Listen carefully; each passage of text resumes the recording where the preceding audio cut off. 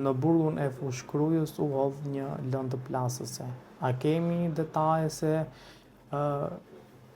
si ka ndodhur e gjithë po themi hedhja e kësaj lëndë plasëse dhe a ka dyshime nga policia nëse është dashur për të bërë një atentat apo ndoshta për të arrestisur ndonjë burgosur aty? Lënda eksplozive nuk është ajo klasikja Tritoli, por është një lëndë e përgatitur në mënyrë artizane dhe është hedhur në perimetrin e burgut të Fushkrujës, pikërisht në atë sektor, në atë vend ku është i vendosur dhe gjeneratori i emergjencave. Kamerat nuk e kanë filmuar, nuk e kanë fiksuar, ndoshta o mungesa e tyre o rezolucioni i dobët. Kjo nuk është e qartë sepse nuk ka një deklaratë zyrtare lidhur me detajet dhe hetimet drejtohen në dy pistat. Një pistë mund të jetë presion ndaj drejtuesve të burgjeve dhe dyta për një tentativë arratisje. Për mua qëndron si pistë tentativa arratisjes, sepse fakti që godasin gjeneratorin është i vetmi mjet që në rastet e ndërprerjes së energjisë elektrike kalon në gatishmëri gjeneratori për një kohë derisa mund të rikthehet energjia elektrike. Dhe mundet që nërmjet të energjisë elektrike të kenë mundësi, mungojnë pamjet filmike, mungojnë përgjuesit, mungojnë në mjetet e tjera të komunikimit, të cilët mund të ndihmojnë personat të kenë kombinuar planin e tyre me një mundësi arratisje. Siguria e burgjeve vazhdon të jetë një problem serioz. Ky është një sinjal alarmi përsëri që ndaj burgjeve do ketë gjithmonë tentativa, tendenca, jo vetëm për korrupsionin, por elemente të sigurisë. Dhe burgjet janë element sigurisë kombëtare. Kemi filluar nga burgjet e sigurisë lartë, siç ka qenë rasti i Peqinit, ku depërtimi i armëve dhe porositësve brenda burgjit i realizoi vrasjen dhe ekzekutimin e një të burgosurit. Dhe ajo që evidentoi në burgun e sigurisë ishte mungesa pikërisht e kamerave të regjistrimit apo të radarëve apo të pajisjeve të cilët janë kontroll detektor. Dhe këto mungonin për një kohë gjatë, kur investimi është bërë dhe ka qenë që në një kohë informacioni nërmjet kamerave shkonte në sallën operative të vetë të strukturës, por dhe të drejtorisë përgjithshme të policisë. U morën masa, patën kontrolle të gjitha institucioneve dhe përsëri kemi pasur rastet shkeljeve, mosbatim të protokolleve të elementëve të sigurisë. Dhe rasti i tanishëm shërbeu si një alarm ku Drejtoria e Përgjithshme drejt qoftë Ministeri i Drejtësisë urdhëroi një kontroll të befasueshëm të gjitha burgjet e vendit për të parë masat e sigurisë ku në burgun e Durrësit u kapën 10 celular që tregon një shkelje të rëndë të elementeve të sigurisë, po edhe të korrupsionit. Dhe kjo kërkon një hetim si kanë hyrë këta celular, kujt i kanë takuar, forma e përfshirjes apo jo të personave të shërbimit të brendshëm, dhe a janë përdorur edhe nuk janë përdorur dhe të cilët komunikime kanë pasur këto telefon celular. Dhe masat e sigurisë ndaj burgjeve duhet të jenë të paktën nga ana e përdorimit të sistemit antidron, sepse sot hodhën lëndën shpërthyese duke ardhur në afërsi të perimetrit. Nesër krimi është aq i sofistikuar dhe aq i pajisur me teknologji sa mund të përdori dronet për të realizuar goditje të tilla dhe mundësia e identifikimit droneve bëhet shumë e vështirë nëse ato arrin të fluturojnë mbi hapësirën e burgut apo duke dëmtuar perimetrin. Dhe kontrollet, sidomos pastaj jo vetëm për teknologjinë, por edhe për burimet njerëzore, kualiteti i tyre, përgatitja profesionale, pagesat dhe mënyra e kontrollit nëpërmjet drejtorisë së përgjithshme apo Ministrisë Drejtësisë, duke dalë dhe përgjegjësitë për çdo rast. Kamerat nuk kanë qenë funksionale ose kamerat kanë qenë me rezolucion dobët. Dhe ky është një rast akoma më flagrant. Ka qenë rastësia, ka qenë bashkëpunimi, apo ka pasur një informacion nga brenda që kamerat nuk janë gjendë dhe kanë gjetur vendin ku kamerat nuk kanë qenë për të identifikuar personat, duke përdorur perimetrin, po dhe duke goditur gjeneratori.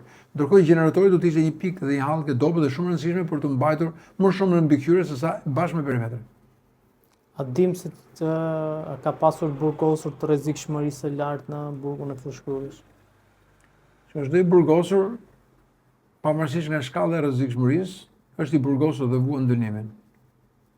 Por në të gjitha burgjet ka, sigurisht burgjet ndahen në burgjet sigurisë lartë, personat nuk janë, ky nuk është burg i sigurisë lartë, por niveli i ruajtjes dhe sigurisë burgjeve vazhdon të jetë një problem serioz. Për shembull, edhe pse për shembull në burgun e ka pasur largime të personave që kanë qenë me probleme të shëndetit mendor, përsëri ka qenë rast i përsëritur që janë larguar dhe kjo përbën një rrezik edhe social, sepse personat me sëmundje të shëndetit mendor apo probleme agresive bën agresiv dhe bën problematike edhe për vetë popullsinë. Rasti i Dan Hutrës ishte një shembull që çdo të thotë kur një person arratiset nga burgu apo kur personi lirohet me kusht nga burgu për pasojat që ka.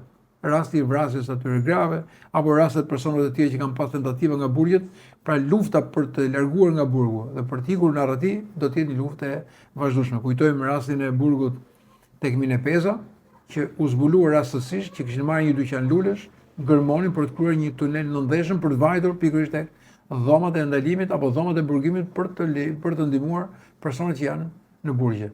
Por nganjëherë nuk është vetëm ruajtja fizike e tyre, se sa është ruajtja e aktivitetit që ata mund të kryejnë. Nëse ti jep një celular dhe ai vazhdon të njëjtin aktivitet, pra liria e tij është vetëm fizike brenda mureve, por aktiviteti vazhdon të jetë si brenda territorit ashtu jashtë territorit, si për aktivitetin e lëndëve narkotike ashtu edhe për porositë e vrasje në rastet e akmarrjeve apo gjakmarrjeve të grupeve kriminale. Pëllyrshmëria në burgje për të mbajtur telefon, a është një indikacion që shumë ngjarje ose veprimtari të jashtëligjshme mund të komandojnë nga burgu? Smartphone-ut janë një armë në duart e një personi të dënuar, duke e klasifikuar aktivitetin që personi ka. Nëse po flasim për dikë që ka bërë një aksident apo ka kryer një vepër të kësaj natyre, ne po flasim për persona të cilët janë dënuar me vendim gjykate për aktivitet kriminal. Lëndët narkotike, grupet organizuar, grupet kriminale e tjerë. Dhe të tillë nuk mund të shkëputen kurrësi nga ky aktivitet dhe aktivitetin e kanë vazhduar qoftë dhe nga qelitë e burgut. Kanë gjetur mënyrën e korrupsionit në administratën e burgjeve duke futur telefonin apo pajisje të tjera të ndaluara. Dhe kjo është një problem që lidhet me atë që tham. Nuk justifikojmë dot investimin e madh të bërë në burgje nga qeveria shqiptare po dhe nga ndërkombëtarët për të krijuar ato që themi e para burgjet të jenë jo vetëm thjesht izolimi, por të jenë dhe vende riedukimi. E para nuk e kanë kryer riedukimin, por e dyta vazhdojnë të jenë vende ku drejtojnë aktivitetin kriminal. Rastet që u konstatuan nga ngjarja e Peqinit treguan që një pjesë e dhomave apo ambienteve që ishin për riedukim përdoreshin për palestra për të fortit në burgje, duke përdorur më të dobët. Dhe kjo është fatale dhe pa justifikueshme, duke menduar që janë institucione të sigurisë lartë.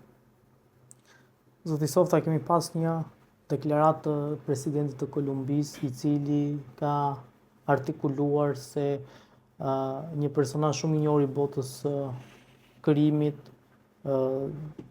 Dritan Gjikaj, ka tentuar që ta ekzekutojnë. Ai ndodhet i arrestuar në Dubai dhe po bëhet luftë për ekstradimin e tij. Madje ai ka shkuar deri aty sa thotë që mafia shqiptare drejtuar prej atij ka dashur dhe kontrollon disa prokurorë dhe disa territore në Kolumbi. Është pak deklaratë që më shumë merr konsumin e brendshëm, që e përdor për konsum të brendshëm, se sa mund të ketë diçka që mund të qëndrojë. Ne po flasim për një mafje shqiptare. Operacioni Ura kishim dy qëndrime. Ku palë italiane thoshte mafja shqiptare dhe qëndrimin e strukturës posaçme, e cila thoshte banda apo grupet e organizuara. Dhe jo më në atë territor që nuk e di sa shqiptarë janë, sa forcë kanë shqiptarët dhe sa janë shqiptarët të aftë të kryejnë grupe apo banda apo të kryejnë atë që quhet mafia. Sepse mafia është një emër shumë i madh dhe kryesisht lidhet jo vetëm me grupet e organizuara dhe grupet kriminale, por lidhet me struktura dhe me hierarki, ku qëllimet e tyre sigurisht shkojnë dhe drejt politikës. Dhe nëse themi që këta grupe kanë pasur qëllim për të eliminuar presidentin e këtij vendi, duhet kishin lidhje, të cilët duhet lidheshin me një strukturë që kërkon ta rimarrë atë vend. Kush do ta rimerrte këtë vend? Ka lidhje me presidentin në opozit, kandidatin e mundshëm në opozit. Ka lidhje me një grup të caktuar social apo një grup të caktuar interesi që kërkon të merrte vendin atij presidenti, apo ky president ishte bërë pengesë për shkak të autoritetit dhe institucionit lidhur me aktivitetin e tij kriminal. Kështu që më shumë i marr si konsum politik që përdoren shpeshherë, sikurse janë përdorur gjithmonë edhe në vendet e Bashkimit Evropian, nuk flasim tashmë që kemi grupe të strukturuara, po sa herë ndodhet një ngjarje janë shqiptarët, mafia shqiptare e tjerë. Kështu që nganjëherë mund të jetë edhe për konsum politik, se sa mund të ketë diçka të vërtetë. Sigurisht që aktiviteti i tij është i fortë në drejtim të lëndëve narkotike, sasia e lëndëve narkotike që ai ka çuar dhe ka trafikuar nga ky vend drejt vendeve bashkëkombëtare janë tonelata dhe patjetër që financat dhe pasuritë që kanë vinë për shkak të një aktiviteti që ka kryer në këtë territor. Lidhjet dhe mundësitë me struktura, me avokat dhe me prokurorë sigurisht mund të jenë normale për dikë që kryen një aktivitet kriminal.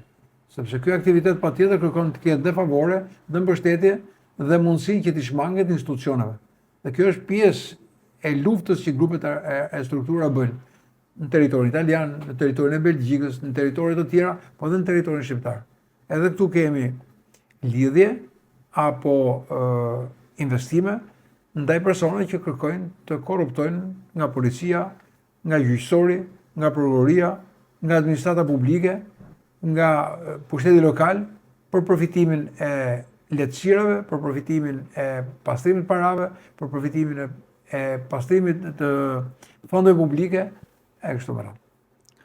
Drejtoria e tatimeve ka bërë me dije që 400 automjete luksi do të futen në sitën e këtij institucioni për të parë nëse blerja e tyre është bërë, po themi, me të ardhurat të ligjshme apo me të ardhurat të dyshimta. Dhe nëse konstatohet që pronari nuk e justifikon dot blerjen e këtij automjeti, do shkohet në vepër penale, pra do shkohet në kallëzim penal.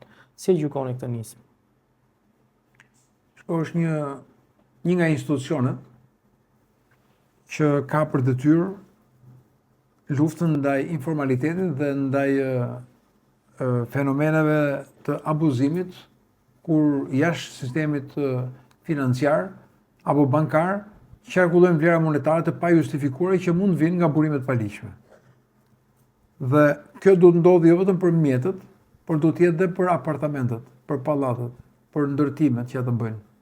Nëse kjo do të bëhet dhe do të jetë një luftë universale, patjetër që kjo mund të ndihmojë dhe mund të ndikojë në luftën ndaj këtij fenomeni për ta zvogëluar këtë lloj mundësie që paratë e krimit, paratë e informalitetit, apo paratë të cilët janë pa deklaruar dhe vinë ndoshta qoftë nga një punë e bërë jashtë territorit, të kenë mundësi të qarkullojnë dhe të kalojnë nëpërmjet sistemit bankar.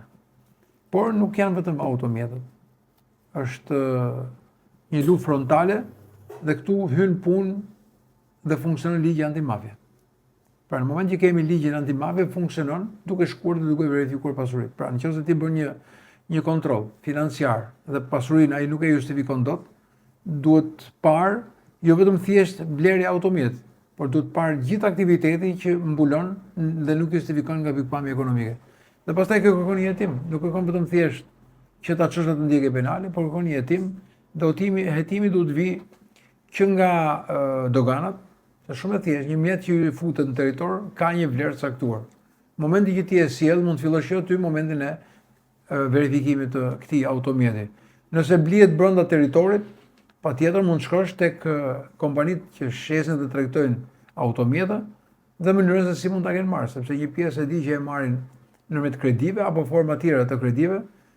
Format cash janë edhe element ku kompanitë shitse duhet të jenë dhe ato përgjegjëse. Për shembull, nëse ti shkon ke një noter apo ke një bankë dhe paguan dhe depoziton mbi 5.000 euro, është banka që sinjalizon. E njëjta gjë do të jetë kur ti blen dhe hipotekon një pronë, mbi një vlerë mbi 50.000 euro duhet të sinjalizojë hipoteka, dhe në rast se ti kur blen një vlerë të një automjeti që shkon mbi një vlerë të caktuar, patjetër dhe ata që shesin automjetin duhet të gjenë mënyrën për të sinjalizuar. Këto do të jenë format, dhe jo thjesht të përcaktosh numër makina dhe të bësh kontrollin e tyre. Pastaj kjo formë funksionon edhe në vende fqinj. Për shembull, nëse ti ke një automjet dhe automjet e luksi, këta quhen gjithë ato që kanë një fuqi motorike të madhe. Për shembull, nuk mjafton vetëm mjeti blerës, por dhe në një mjet e cila ka një konsum të karburantit, sasia e karburantit, që harxhon një makinë me 3000 kubik, është shumë e pajustifikueshme nëse ti nuk ke financat mjaftueshme për ta mbajtur atë automjet. A mendoni që mund të shkohet drejt ndonjë personazhi të dyshimt duke ndjekur këtë lloj procedure, pra makinat që nuk i justifikojnë dot blerjen e tyre?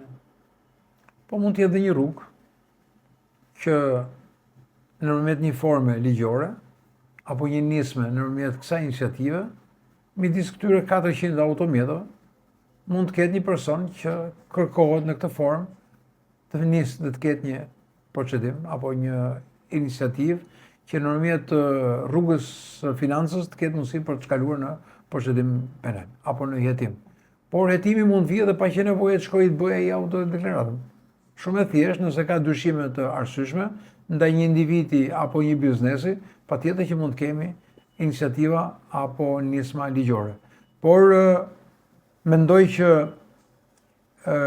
lufta ndaj formalitetit është një luftë komplekse, më shumë se sa kontrolli një automjeti është sasia parave që hyn në këtë vend. Format që përdoren në pastrim kur flasim për blerje imobiliare apo për ndërtime të cilat nuk justifikojnë vlerën, sepse nuk besoj se një bank të jep një vlerë për ndërtuar një ndërtim aq të lartë ku vetëm vlera e themeleve apo vlera e ndërtimit, pastaj kontrolli i të ardhurave financiare do të jetë një zinxhir dhe do të jetë luftë e vazhdueshme me këtyre institucioneve. Zoti Softa, faleminderit shumë për intervistë.